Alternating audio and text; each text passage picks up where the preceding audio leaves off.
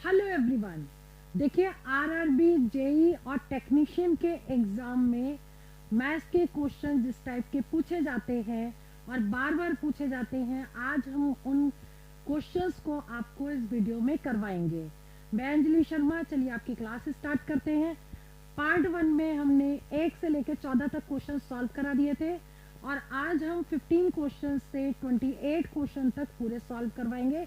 बहुत ही इंपॉर्टेंट ये क्वेश्चन है, इसलिए आप लोग इस टाइप के क्वेश्चन की प्रैक्टिस जरूर करिएगा। तो चलिए वीडियो स्टार्ट करते हैं। आरआरबी, जेई और टेक्नीशियन के एग्जाम के लिए क्वेश्चन बहुत ही इंपॉर्टेंट है।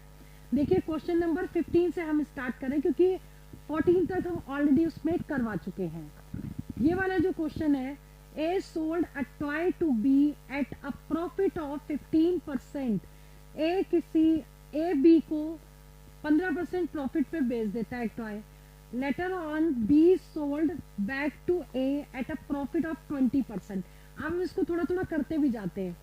ए अगर बी को बेचता है 15% प्रॉफिट पर, ठीक है, तो मान लीजिए अगर हम 100 मान के करें, 100 की कोई चीज है तो कितने में बेचेगा वो? 115 रुपए की बेच देगा, क्योंकि 100 का 15% तो 15 हो जाएगा। 15 को 100 में प्लस कर देंगे, यानी कि जो चीज 100 रुपए की है 15% प्रॉफिट के बाद वो 115 रुपए की बेच देगा। अब इस पर जो बी है, ये तो बी ने ले लिया, अब बी इसको सोल्ड कर रहा है कितने पर? 20% के प्रॉफिट पर बेच रहा है इसका, ठीक है। तो 115 का 20% हम निकाल लें, ठीक है। 20 पंचे 100, तो अब 5 से कट कर दीजिए, 5 दूने 10, 5 या 15, 23 रुपए। अब 23 रुपए उसका एक्स्ट्रा मिल रहा है, जो चीज 100 की थी वो 23 रुपए की मिल रही है। और कह रहा है कि जो गेन करता है वो 552 रुपीज करता है, तो ओरिजिनली उसकी कॉस्ट बतानी है। तो अगर 23 रुपए की कोई चीज है, मतलब ज्यादा पे बिक रही है, तो उसकी कॉस्टिंग कितनी थी? 100 रुपए। यूनिटरी मेथड लगा रहे, तो अगर 552 रुपीज होगी तो क्या होगा? 100/23 इंटू 552, ठीक है। इसको सॉल्व कर देंगे। अब 552 को हम सॉल्व करके देखेंगे, डायरेक्ट डिवाइड करके देख लेंगे, हो सकता है पूरा पूरा कट जाए, ठीक है। तो ये हम कट करेंगे तो कितना आ जाएगा? पहले तो ये 2 बार जाएगा, यानी कि ये हो जाएगा 46। अब यहाँ पे आ जाएगा 9, ये आ जाएगा 2 और ये चला जाएगा 4 तिया 12, 4 दुनिया 8, 1 9, यानी 24 बार ये पूरा पूरा कैंसिल हो गया। तो इसका आंसर कितना आ जाएगा? 2400। मीन्स ए ऑप्शन करेक्ट हो गया। क्लियर? ठीक है। तो इस तरीके से इस क्वेश्चन को कर सकते हैं। बहुत ही इंपॉर्टेंट क्वेश्चन है, पूछा गया है, बहुत ध्यान से करिएगा। चलिए आगे बढ़ते हैं। Question number 16।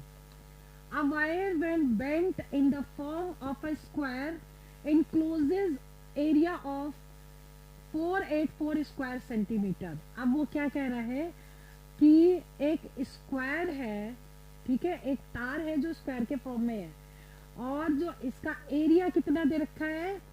484 स्क्वायर सेंटीमीटर या सेंटीमीटर स्क्वायर दे रखा है, ठीक है। तो इसका एरिया दे रखा है, क्योंकि ये स्क्वायर है इसलिए लेंथ और ब्रेथ दोनों इक्वल हो जाएगी।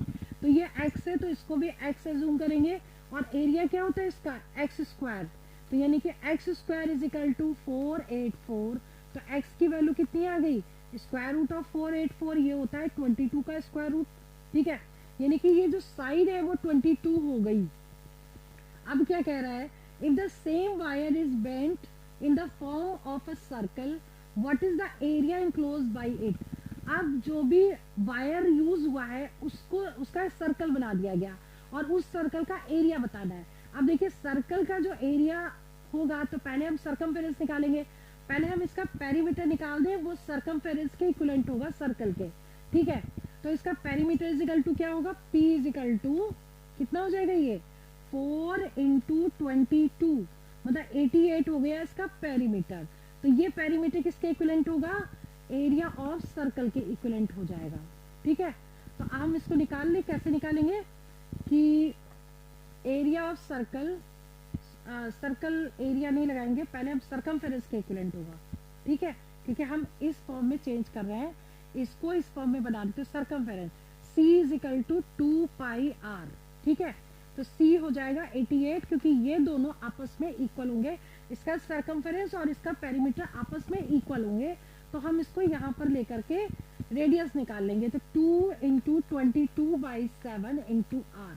अब आर की वैल्यू हम अगर निकालेंगे तो 88 इंटू 7/2 इंटू 22। ठीक है, अब देखिए इसको कट कर दीजिए, 2 4 जा 22 दूनी 44, यानी कि रेडियस कितना निकल गया, रेडियस निकल गया 14। रेडियस किसका निकला, इसका निकला सर्कल का। ठीक है, अब आपको क्या निकालना है, इस सर्कल का area. Area is equal to pi r square होता है, तो पाई आर स्क्वायर मतलब 22/7, आर स्क्वायर का मतलब 14 इंटू 14। अब ये कट कर दीजिए, 7 दूनी 14, ये आ गया आपका, इसको इंटू करिए 4 44 इंटू 14, 14 28 चौथे 42, 14 चौको 56, 56 57 58 60 61, 616। 616 मतलब बी ऑप्शन करेक्ट हो गया। ठीक है, क्लियर। चलिए आगे बढ़ते हैं, क्वेश्चन नंबर 17। 17 क्या कह रहा है, what will ₹40,000 amount to in 2 years at the rate of 20% per annum, the interest is compounded annually। मतलब कंपाउंड इंटरेस्ट का क्वेश्चन है, और इसमें क्या पूछा गया है, कंपाउंड इंटरेस्ट में पूछा गया है, कंपाउंड इंटरेस्ट में आपको प्रिंसिपल दे रखा है, टाइम दे रखा है, रेट दे रखा है, अमाउंट निकालना है। ठीक है, तो A इज इक्वल टू होता है P 1 प्लस R/100 की पावर T। ठीक है, तो अमाउंट निकालना है, तो प्रिंसिपल दे रखा है 40,000 इंटू 1 प्लस R/100 का मतलब कितना हो गया, 20/100 की पावर 2। अब अगर जहां जीरो दिख जाए उसको कट मत करिए, हो सकता है वो कैंसिल आउट हो जाएंगे। ठीक है, तो अब हम इसको सॉल्व करेंगे, कितना आएगा ये 40,000 इंटू 100 प्लस ये कितना हो जाएगा 120/100, क्योंकि पावर लगी है 2, तो 2 बार हम इसको लिख देंगे। अब देखिए 00 से 00 कैंसिल, 00 से 00 कैंसिल, 12 का स्क्वायर होता है 144, 2 0 ये लगा देंगे और इंटू कर देंगे 4, 4 से इंटू करिए इसको, 00 4 चौक 16 और 1 17, 4 एकम 4 1 5, 57600, मतलब कि सी ऑप्शन करेक्ट हो गया। क्लियर। ठीक है, चलिए आगे बढ़ते हैं, नेक्स्ट क्वेश्चन है question number 18। How long will a sum of money take to double if it invested at 9.09% per annum eight simple interest. ठीक है, कोई भी अमाउंट डबल हो रहा है, यानी कि अगर प्रिंसिपल P था तो कितना हो गया 2P हो गया। ठीक है, तो प्रिंसिपल अगर P है तो अमाउंट कितना हो गया 2P हो गया। तो ऐसा ही कितना होगा, इसमें से इसको माइनस कर देंगे, तो 2P में से अगर हम P को माइनस करेंगे तो हो गया सिंपल इंटरेस्ट P।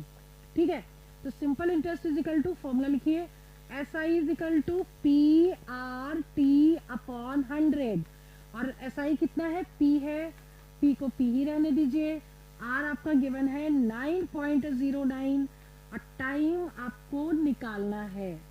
ठीक है, अपॉन 100 कर दीजिए, P से P कैंसिल हो गया, T इज इक्वल टू कितना हुआ 100/9.09। क्लियर। अब इसको सॉल्व कैसे करेंगे, देखिए अब ये पूरा पूरा तो कटेगा नहीं, लेकिन हम इसको नियर अबाउट कैसे ले जा सकते हैं, 100 को 9 से डिवाइड कर दीजिए। ठीक है, फिर ये आ गया 9 से डिवाइड करेंगे, फिर ये पॉइंट समथिंग आएगा, यहाँ पे 1 आएगा, 9 1 जा 9, 11 पॉइंट समथिंग आ जाएगा, तो पूरा पूरा हम 11 ईयर्स इसको ले सकते हैं। दैट मीन्स कि सी ऑप्शन करेक्ट हो गया। क्लियर। ठीक है, चलिए आगे बढ़ते हैं, नेक्स्ट क्वेश्चन है क्वेश्चन नंबर 19। अ ट्रेन क्रॉसेज, देखिए जब भी ट्रेन किसी भी ऑब्जेक्ट को क्रॉस करे, मैन को क्रॉस करे, ट्री को क्रॉस करे या पोल को क्रॉस करे, तो क्या होगा, जो लेंथ है ट्रेन की वो डिस्टेंस हो जाएगी। ठीक है, तो अभी यहाँ पर एक ऑब्जेक्ट को क्रॉस करी है जिसकी लेंथ 0 के बराबर है, तो डिस्टेंस आपको निकालनी है उस ट्रेन की। ठीक है, टाइम आपको दे रखा है 10 सेकेंड और स्पीड दे रखी है ट्रेन की 25 मीटर पर सेकेंड। आप फॉर्मूला लगा दीजिए, speed is equal to distance upon time होता है, तो स्पीड दे रखा है 25, डी निकालना है, टी हो गया 10, सॉल्व कर दीजिए तो डी इज इक्वल टू कितना हुआ 25 इंटू 10 250 मीटर, यानी कि आंसर क्या आएगा सी, बी ऑप्शन करेक्ट है। ये 250 दे रखा है, बी ऑप्शन करेक्ट हो गया। क्लियर? ट्रेन वाला क्वेश्चन एग्जाम में जरूर पूछा जाता है, और अगर ट्रेन किसी पोल को अगर किसी प्लेटफॉर्म को क्रॉस करे या अनदर ट्रेन को करे तो दोनों की डिस्टेंस को प्लस कर देंगे, लेंथ ऑफ ट्रेन और प्लस जिसको वो क्रॉस कर रही है। ठीक है, चलिए नेक्स्ट क्वेश्चन, क्वेश्चन नंबर 20 देखिए। Two poles of the height 12 metre and 70 metre stand vertically upright on a plane ground. तो प्लेन ग्राउंड हम बना लें और इस पर एक पोल यहाँ खड़ा कर दें और दूसरा पोल हम यहाँ खड़ा कर दें। एक पोल की हाइट है 12 मीटर और दूसरे पोल की हाइट है 17 मीटर। ठीक है, अब क्या कह रहा है, if the distance between their feet is 12 metre, अगर दोनों के बीच की डिस्टेंस इनके फीट की 12 मीटर है, ठीक है, बताना क्या है, find the distance between there tops, यानी कि यहाँ तक की डिस्टेंस आपको निकालनी है। क्लियर? तो आपने खींचा, ये 12 है तो ये 12 हो गई, ये 12 है तो ये 12 हो गई, तो ये डिस्टेंस कितनी हो जाएगी यहाँ से यहाँ तक, 17 में से 12 माइनस कर देंगे 5 मीटर, तो ये 5 हो गई, ये 12 हो गई। अब पाइथागोरस थ्योरम इस पे लगा देंगे और हम ये वाली हाइट को निकालेंगे, मतलब ये डिस्टेंस निकल आएगी आपकी। ठीक है, तो ये डिस्टेंस को अगर हम h मान लें तो h कितनी हो जाएगी, स्क्वायर रूट ऑफ 5 का स्क्वायर प्लस 12 का स्क्वायर, दैट इज 25 प्लस 144, यानी कि कितना हो जाएगा 5 4 9 6, ये और ये हो गया स्क्वायर रूट 13 का। 13 मतलब कि सी ऑप्शन करेक्ट है। क्लियर? ठीक है, चलिए क्वेश्चन नंबर नेक्स्ट 21, बहुत इंपॉर्टेंट क्वेश्चन है। नंबर सिस्टम का डिविजिबिलिटी वाला क्वेश्चन हर एग्जाम में जरूर पूछा जाता है।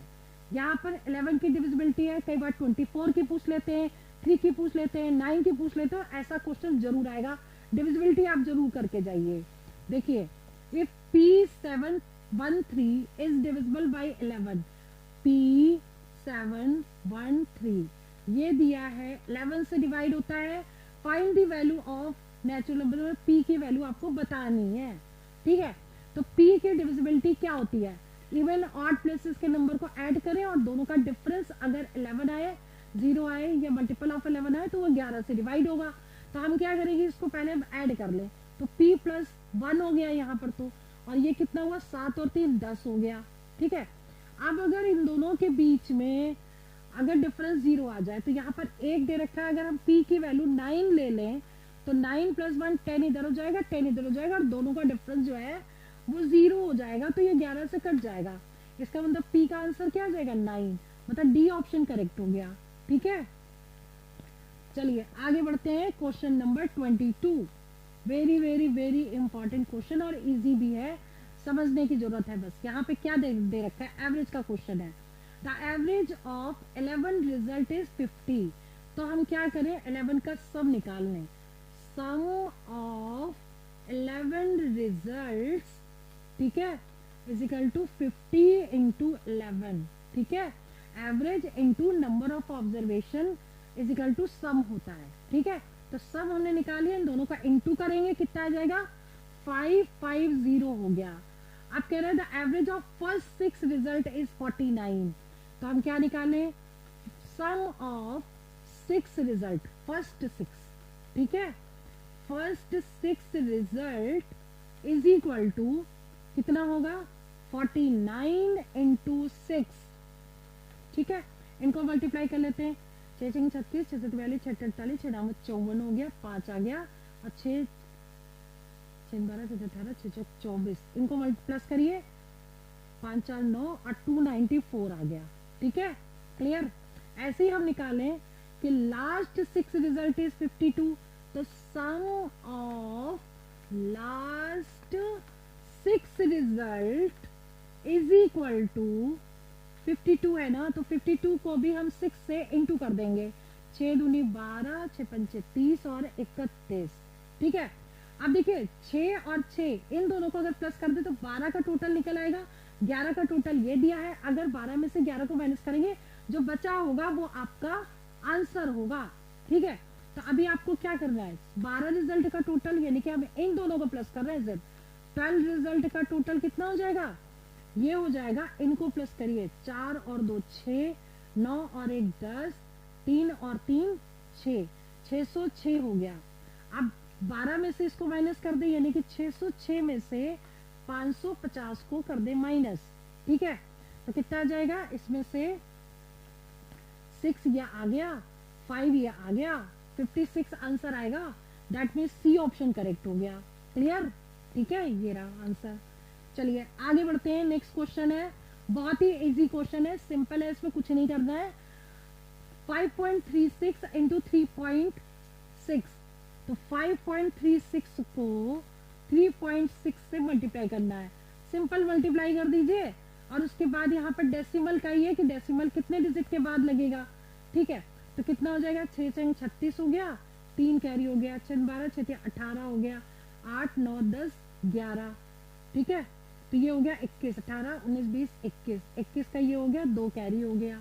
ठीक है, 6 पंचे 30, 30 और 2 32 हो गया। क्लियर? अब क्या करेंगे, फिर से 6 12 6 18 हो गया, 3 3 9 10 हो गया, 5 3 15 और 1 16 हो गया। इनको प्लस कर दीजिए, 6 9 2 9 1। ठीक है, और 1 2 3 के बाद डेसिमल, 1 2 3 के बाद डेसिमल, 19.296, 19.296 मतलब ए ऑप्शन करेक्ट है। कई बार सिंप्लीफिकेशन के इजी क्वेश्चन भी आ जाते हैं जिनको सिंपल प्लस करके या इनटू करके आंसर निकाल सकते हैं, केवल डेसिमल का देख लेते हैं। चलिए आगे बढ़ते हैं। नेक्स्ट क्वेश्चन है 24। 24 में क्या दे रखा है, a ladder 10 metre long is leaning against a vertical wall. ठीक है, एक दीवार है जिसके यहाँ पर एक लैडर है जो 10 मीटर की लंबी सीढ़ी है। ठीक है, अब क्या कह रहा है, it make an angle of 60 degree with the ground. यहाँ से 60 डिग्री का एंगल बन रहा है, 60 डिग्री का एंगल बन रहा है यहाँ से। How for is the ladder from the wall, मतलब ये डिस्टेंस निकालनी है, वॉल से लैडर कितनी डिस्टेंस पे है, सपोज x डिस्टेंस पर है। ठीक है, अब हम फॉर्मूला लगाएंगे जो ट्रिग्नोमेट्री का है, पंडित बद्री प्रसाद हर हर बोले सोना चांदी तोले। अब देखिए हाइपोटेन्यूज और बेस में जो फॉर्मूला होगा वो हम लगाएंगे। तो हाइपोटेन्यूज और बेस पे तो कॉस का फॉर्मूला लग रहा है, cos 60 degree is equal to base, base मतलब x अपॉन हाइपोटेन्यूज हो गया 10। तो cos 60 की वैल्यू क्या होती है, 1/2 is equal to x by 10। x कितना हो गया, 5, 5 मतलब ए ऑप्शन करेक्ट हो गया। क्लियर? ठीक है,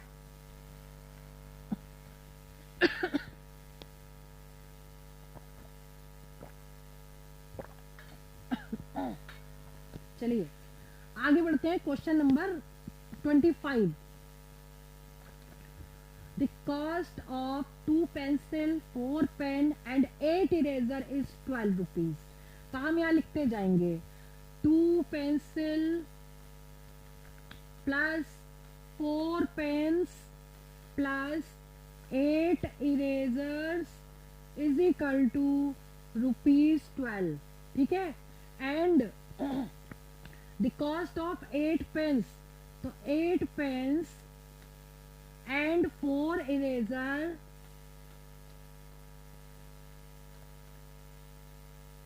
और क्या दे रखा है, 12 and the cost of 8 pens, 10 pencil, 10 pencil भी है। ठीक है, प्लस कर दीजिए, कितना है टोटल, 36 रुपए। इनको कर दीजिए प्लस, कितना आएगा, 12 12 12।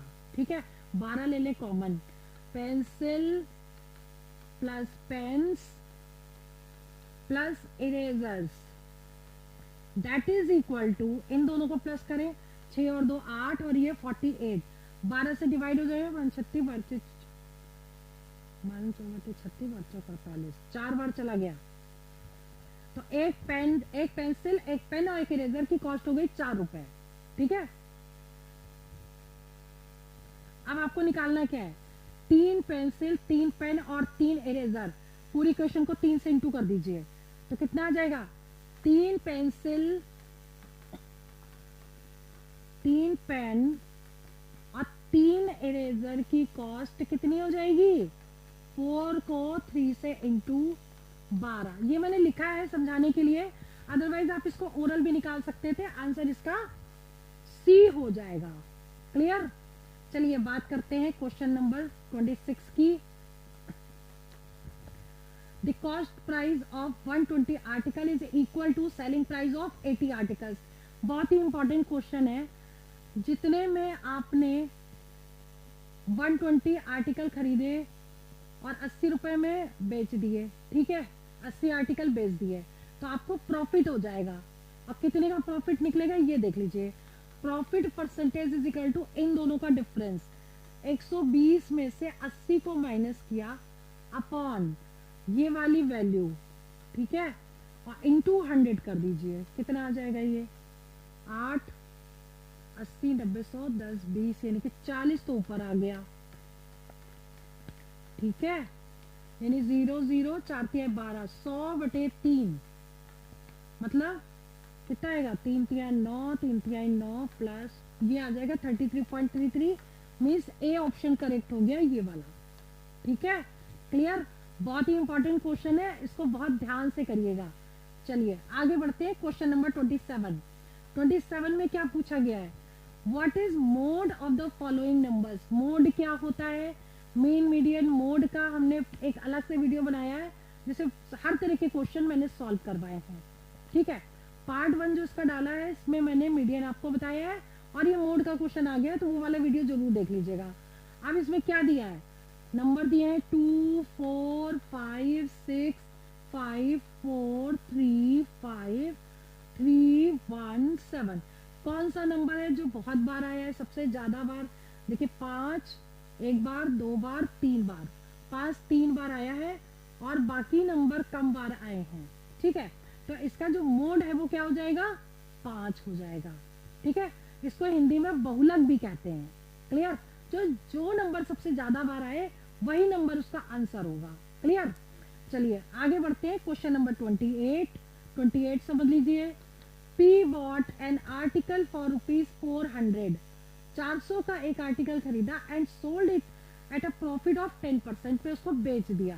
ठीक है, what would have been the increase in the profit percentage if it was sold for ₹460। अगर 460 रुपए में बेचा जाए तो उससे कितने % का प्रॉफिट इंक्रीज करना पड़ेगा, ये क्वेश्चन कह रहा है। ये क्वेश्चन इजी है, टफ नहीं है। उसने खरीदा है कितने में, 400 रुपए में खरीदा है। ठीक है, अब बेच कितने में रहा है, इसको 460 रुपए में बेच रहा है, तो प्रॉफिट कितने का हुआ इसमें से इसको माइनस कर दीजिए। Selling price minus cost price, 60 रुपए का उसको प्रॉफिट हो गया। अब परसेंटेज निकालने, प्रॉफिट परसेंटेज कितना होता है, जितने का प्रॉफिट हुआ 400 रुपए पे प्रॉफिट हुआ और इनटू 100 कर दिया। ठीक है, अब देखिए 2 0 से 2 0 कट गया और ये 4 से कट जाएगा, 4 एकम 4 पंचे 20, 15%। 15% के अगर प्रॉफिट पे बेचता तो 460 रुपए में 400 रुपए की चीज को बेचता। अब कह रहा है कि 10% तो पहले दे रहा है, अब कितने % और इंक्रीज करेगा, तो 15 में से 10 को माइनस कर दीजिए।